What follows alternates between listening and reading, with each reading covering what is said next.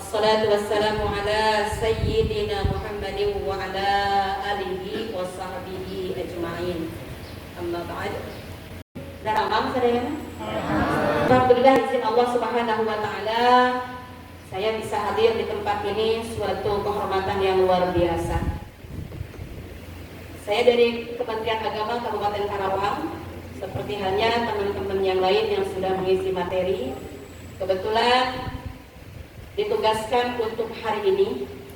Kita insya Allah akan membahas materi lanjutan dari materi tentang fikih sholat. Kemarin sudah disampaikan ya tentang materi fikih sholat. Sekarang saya akan membahas tentang bacaan-bacaan sholat. Para hadirin semuanya, ketika berbicara masalah sholat, ya KM-na saha ya itu dalam kitab Safinah rukun sholat ada 17.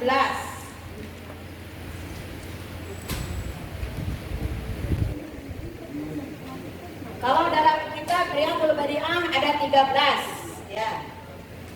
Yang 13 ataupun 17 ini dibagi 3. 1 rukun qalbi,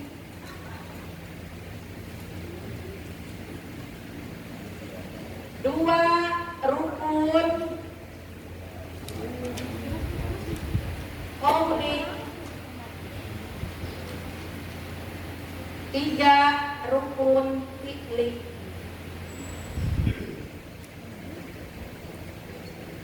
Apa itu rukun qalbi?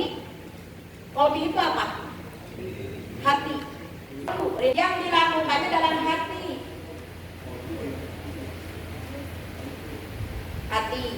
Kemudian rukun qauli, qaul itu yang harus diucapkan. Ini yang akan saya bahas sekarang lebih fokus kepada rukun qaulinya. Ada 5 yang harus diucapkan. Harus terucap, terdengar minimal oleh diri sendiri. Bila yang 5 ini tidak diucapkan, sholatnya diem aja, mulutnya balem, tidak bersuara, maka sholatnya tidak sah. Ya, sholatnya tidak sah. Apa rukun qauli yang pertama? Takbiratul ihram. Jadi ketika kita takbiratul ihram, maka harus mengucap kalimat takbiratul ihram. Yang kedua, membaca Al-Fatihah.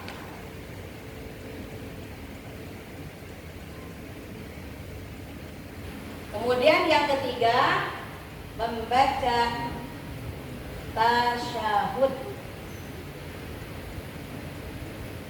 Yang keempat, membaca sholawat Nabi. Yang kelima, membaca salam. Ini yang akan saya fokuskan materinya hari ini. Siap? Siap ya? Siap gak siap? Harus siap.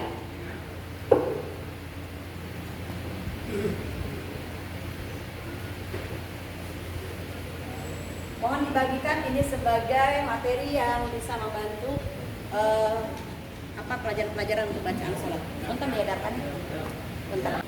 Kenapa saya fokuskan di rukun qauli?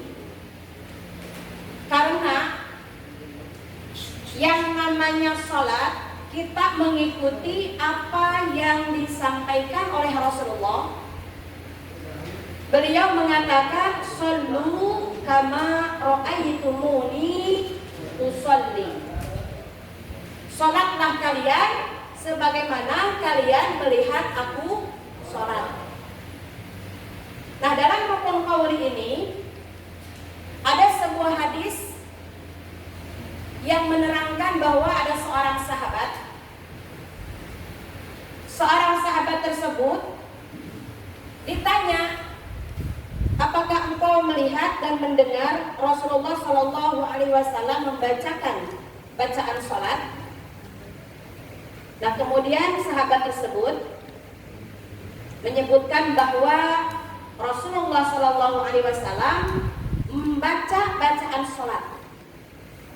Berkata sahabat, dari mana engkau mengetahuinya Rasul itu mengucapkan bacaan sholat? Kemudian sahabat tadi menjawab, ittirabi lihiyatihi, dengan bergerak-gerak janggutnya. Ini menjadikan sebuah pelajaran, menjadikan sebuah pesan yang memang ketika Rasulullah SAW sholat itu mengucap. Makanya dijadikan ini sebagai rukun qauli.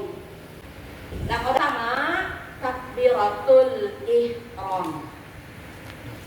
Nih, takbiratul ihram kita tahu yang mana kalimat takbiratul ihram terdiri dari dua kata, yaitu Allahu Akbar. Ketika membaca takbiratul ihram, kita mulutnya harus membuka, mengucapkan dan terdengar oleh diri sendiri minimal. Harus Allahu Akbar. Kemudian yang kedua suratul Fatihah. Dalam setiap sholat, bacaan Fatihah itu menjadikan sebuah rukun. Tidak boleh ditinggalkan dalam setiap rakaat. Nah, suratul Fatihah seperti yang kita ketahui tadi, saya mendengarkan dari belakang ada beberapa yang sudah membacakan suratul Fatihah. Hati-hati ketika membaca suratul Fatihah, harus dijaga makhraj hurufnya. Makharijul huruf harus dijaga tajwidnya. Kemudian harus dijaga juga tasdidnya. Ya, makhrajnya, tempat keluar huruf seperti, karena kita tahu yang namanya suratul Fatihah ada berapa ayat, Bu? Bapak berapa? 7 ya. Surat Fatihah ayat yang pertama apa? Bismillah. Basmalah itu merupakan ayat ke-1. Bismillahirrahmanirrahim. Nah, ini ketika membaca basmalahnya, haknya diganti dengan hak, itu sudah salah. Bismillahirrahmanirrahim. Betul tidak? Salah. Karena harusnya menggunakan hak tipis. Bismillahirrahmanirrahim. Itu makhraj. Kemudian alhamdulillahi rabbil alamin. Nah, dalam kalimat yang sering terjadi kesalahan adalah kalimat al-alamin. Tidak sedikit orang yang membaca alhamdulillahi rabbil alamin, alamin. Maka beda huruf, beda makhraj, akan beda arti. Harus betul. Alhamdulillahi rabbil alamin. Misalkan dalam surat-surat pendeknya masih perlu banyak perbaikan, minimal dalam Fatihah itu harus maksimal. Nah, itu makhraj, ya, antara ain dengan alif, antara ha dengan ha. Kemudian yang harus benar juga adalah tasdidnya. Syaddah dalam Fatihah. Ada berapa tasdid dalam Fatihah? Ada yang tahu? Tasdid dalam Fatihah ada berapa? Bismillahirrahmanirrahim. Ayat sabaraha? 14. Kalau kamu jang 14. Teteh sabaraha? Sudah dihitung? Barang kita hitung. Dari mulai bismillah. Bismillahirrahmanirrahim.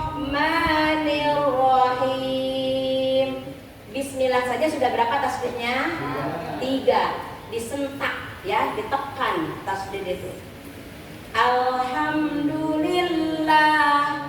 Nah, tapi kita uraikan dulu dari satu kalimat satu itu berarti tadi bismillah 3.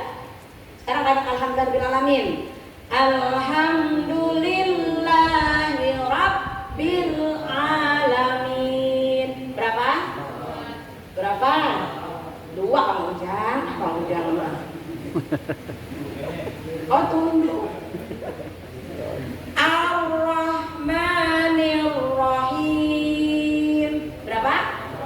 2. Maliki Yaumiddin. 1. Iyyaka na'budu wa iyyaka nasta'in. Berapa? 2. Ihdinas siratal mustaqim. Berapa? 1. Di mana? Shad. Siratal ladzina an'amta 'alaihim. Berapa? Enggak ada. Ada enggak? Di mana? Alladzi lam ya. Ghairil maghdubi 'alaihim waladdallin. 2. Tadi 1 terus ini 2. Jadi berapa? 3. Yuk hitung. Ilu tambah 2 5, 5 tambah 2 7, 7 tambah 1 8 tambah 2 berapa? 10 tambah 4 jadi 100 buat Kang Ujang. Ya, kayak kita. 14 tasydid di dalam Fatihah. Hati-hati. 14 tasydid ini harus selalu ada ketika kita membaca Fatihah. Hilang 1 tasydid, maka sholatnya tidak syah. Kumaha contohna? Iyyaka na'budu wa iyyaka nasta'in. Leungit tah tasydidna. Ihdinas siratal. Padahal dalam syadnya ada hilang tasydidnya 1, tidak sah salat. Hati-hati ya. Suratul Fatihah tasydidnya ada 14.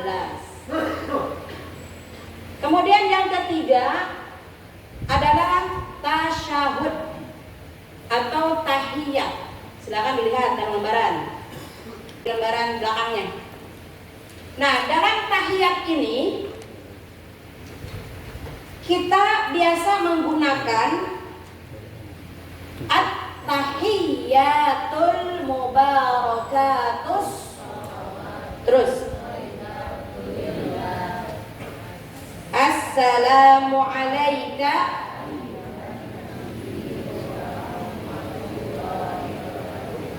ya, terus assalamu alayna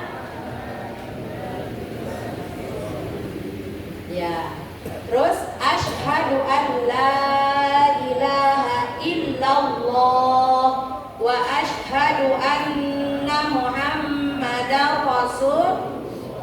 Stop sampai situ tasyahud, sampai situ. Nah, tasydidnya tasyahud ini ada 21. Ya, tasydid 21. Ini tidak boleh hilang. Karena apa? Karena rukun qauli. Fatihah, tahiyat, bacaannya pun sama, harus benar makhrajnya, harus benar tajwidnya, harus benar tasydidnya. Terus yang keempat, rukun qaulinya sholawat Nabi. Dalam sholawat Nabi minimal membaca sholawat Nabi dalam sholat itu Allahumma sholli ala sayyidina Muhammad. Itu ya, hanya begitu, hanya sampai situ minimal. Tapi kalau yang lengkapnya seperti sholawat Ibrahimiyah sampai wa ala ali sayyidina Muhammad kama shallaita ala sayyidina Ibrahim sampai mana? Innaka Hamidum Majid. Itu yang sempurna sholawat nabinya. Tapi minimal Allahumma sholli ala sayyidina Muhammad. Nah, rukun qauli sholawat nabi tasydidnya minimal 4. Di mana? Karena ada yang mengatakan Allahumma sholli ala Muhammad. Ada yang nggak pakai sayyidina. Nah, kalau pakai Allahumma sholli ala Muhammad, tasdidnya berarti ada 4. Allahumma 2, sholli 3, ala Muhammad 4. Sekarang rukun qauli yang kelima, yaitu membaca salam ke sebelah kanan. Karena salam yang ke sebelah kiri itu sunnah hukumnya. Yang fardunya adalah yang ke sebelah kanan. Pengucapan salam itu ada ketentuannya, harus menggunakan alif lam ma'rifat, pakai assalamu alaikum. Nah, di sini tasydidnya di atasnya sin. Minimal salam membaca assalamu alaikum. Ya, dilengkapi dengan warahmatullah itu menjadikan sebuah kesunahan. Dalam salam tasydidnya ada berapa? Ayo sabarain salam tasydidnya. Ada berapa? 1 kira. Dalam salam tasydidnya ada 1. Nah, ini 5 poin ini kita mintakan kepada Allah, mudah-mudahan dimudahkan lisan kita supaya sholat kita itu lebih baik dari sebelumnya. Karena apa? Kalau sholatnya benar, maka menjadi jalan dikabulnya permintaan kita, diterimanya sholat kita di hadapan Allah. Kalau sholatnya sudah ajab, sholatnya sudah benar, inna sholata tanha anil fahsya'i wal ihfa. Dalilnya pada apa? Anil fahsya'i wal munkar. Kalau sholatnya sudah benar, sudah ajab, bacaannya benar, dikabul sama Allah, maka dengan sholatnya itu menjadikan tameng seseorang tidak akan melakukan kemungkaran, tidak akan melakukan perbuatan buruk, akan menjadi orang yang dijaga oleh Allah dengan kebaikan janji Allah. Ya. Nah, jadi sholatnya kita perbaiki dan terus kita perbaiki. Teteh naros ya. Siap ya. Ada berapa tasydidnya Fatihah Macung? Ya, teteh dengan siapa? Teh Ella. Ada berapa teh? 14. Ya, 100. Bagus. Ya. Ya, semoga berkah manfaatnya di Ambo, di Amas ya. Sini dulu, biar mikir dulu ya. Oke. Coba bacakan iftitah yang terpendek. Acung. Iftitah yang paling pendek tadi. Iya, Kang Dea lagi.